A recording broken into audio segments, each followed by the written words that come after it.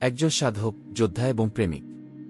তার সঙ্গে ছিলেন চম্পাবতী, এক রাজকন্যা, আর কালু দেওয়ান, যার লাঠির শক্তি ছিল অলৌকিক।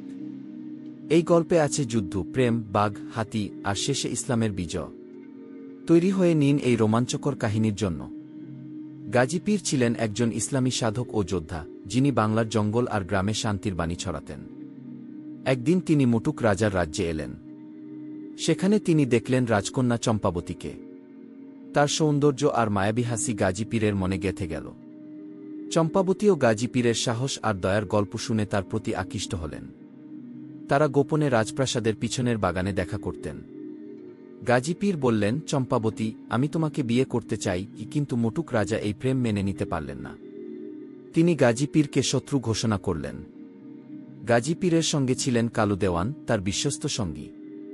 কালু ছিলেন একজন রহস্যময় মানুষ, যার হাতে ছিল একটি জাদুকরী লাঠি। এই লাঠি দিয়ে তিনি অসম্ভবকে সম্ভব করতে পারতেন।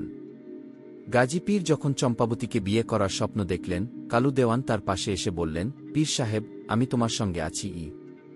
কালুর লাঠির শক্তি ছিল অবিশ্বাস্য। তিনি এটি দিয়ে বাঘকে শান্ত করতেন, হাতিকে নিয়ন্ত্রণ করতেন, এমনকি শত্রু সৈন্যদের পরাজিত করতেন। মুটুক রাজা গাজী পীরের বিরুদ্ধে যুদ্ধ ঘোষণা করলেন। রাজপ্রাসাদের সামনে দুই পক্ষের মধ্যে তুমুল লড়াই শুরু হল।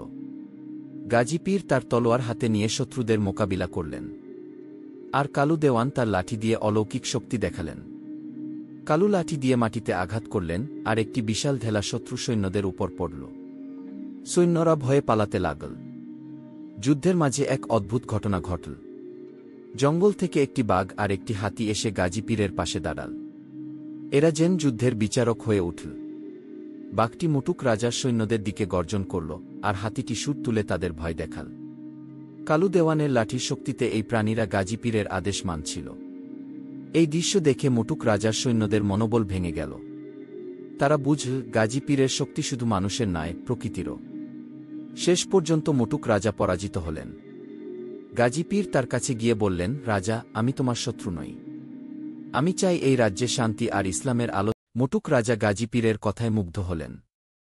তিনি ইসলাম গ্রহণ করলেন এবং তার প্রজাদেরও ইসলামের পথে আনলেন। রাজপ্রাসাদে উৎসব শুরু হল। গাজী পীর ও চম্পাবতী হাতে হাত ধরে নতুন জীবন শুরু করলেন। কালু দেওয়ান দূর থেকে হেসে তাদের আশীর্বাদ করলেন।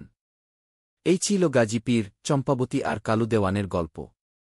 একটি গল্প যেখানে প্রেম জয়ী হয়েছে, অলৌকিক শক্তি শত্রুকে হারিয়েছে, আর ইসলামের আলো সবার মনে জ্বলে উঠেছে। আপনারা কি ভাবছেন? কমেন্টে জানান, আর ভিডিওটি লাইক ও শেয়ার করতে ভুলবেন না। এরকম ইসলামিক কাহিনী পেতে চ্যানেলটাকে সাবস্ক্রাইব করুন।